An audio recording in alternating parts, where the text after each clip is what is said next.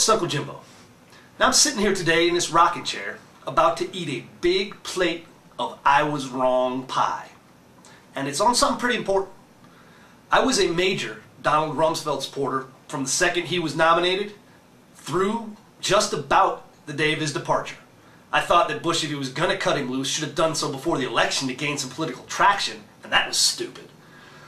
But I have looked back now at the decisions made about the conduct of the Iraq War, and specifically the failure to identify the threat we were facing, which was an insurgency, and to take proper action against that, which is a counterinsurgency.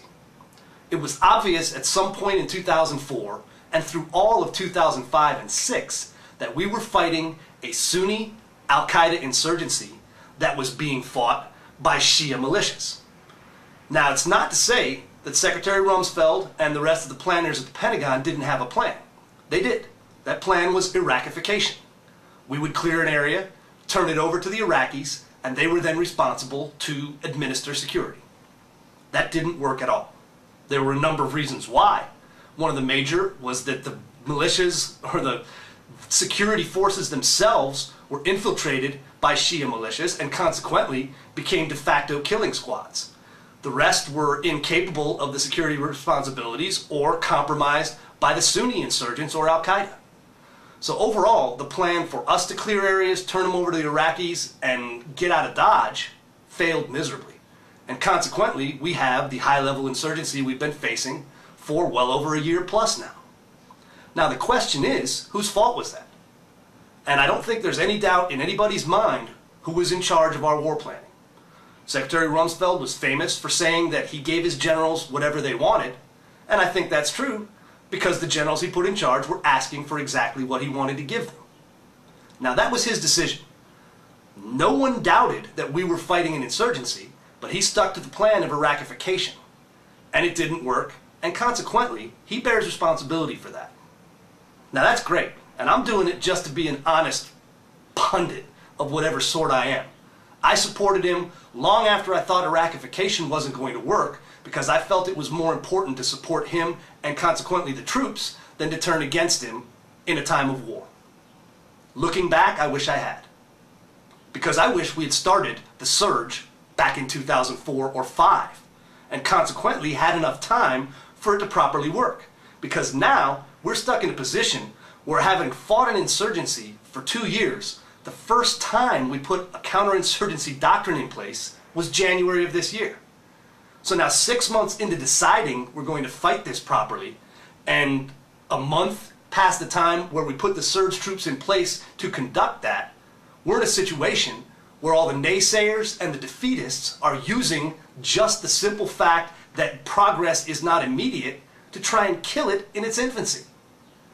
Counterinsurgency is a difficult, time-consuming, labor-intensive, and casualty-intensive operation. To cut and run now, having deployed these troops, having made strides, having made alliances with Sunni chiefs, having cleared areas, and having the people flood back in and resume their lives, granted, we may be 2 years too late in implementing it. But does cutting and running now and leaving an absolute certain civil war and more or less ceding the battlefield to Al-Qaeda and Iran, does that somehow make more sense than supporting an effort that's already showing fruit to bear and that is the only way we were ever going to win this in the first place? Can't change the fact that we used a failing policy for far too long. And I was part and parcel of that by supporting it. But I'll say right now, counterinsurgency was the right answer, and right now is the right answer.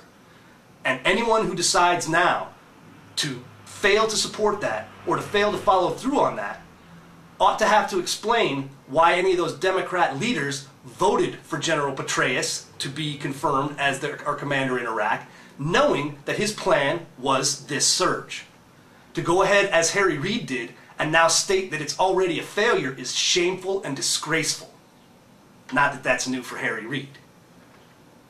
Bottom line, people, the surge against the surge is a concerted effort between our enemy, the media, and the left, all of whom need W and, consequently, America the Great Satan to lose this war.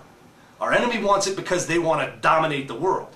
The left and the media want it so that our government will not be in a position to carry out any expeditionary warfare against anybody else, like, say, oh, I don't know, Iran. Doesn't matter what their goals are. The battle is the same. We can't afford to lose to Al-Qaeda and to Iran at this point in time. So gird yourselves for battle, people. Between now and September, the surge against the surge and our surge against that surge are underway. Game on.